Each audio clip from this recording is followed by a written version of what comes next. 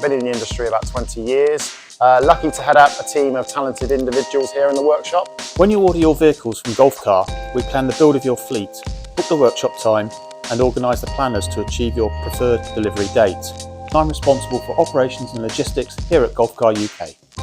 I am the finance manager at Golf Car UK. Prepare all your documentation and finance agreements, etc. We fully refurbish used vehicles from the chassis up to look like new vehicles. When you order your vehicles from Golf Car, we plan the build of your fleet, book the workshop time and organise the planners to achieve your preferred delivery date.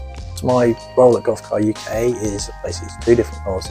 I'm the parts manager and also the pre-owned vehicle sales manager. It's totally customer focused. That is the whole ethics of the way that Golf Car operates. It's all about making the customer happy. The technical advances that are constantly being made with the products will open up the vehicles to industries that have never considered them before.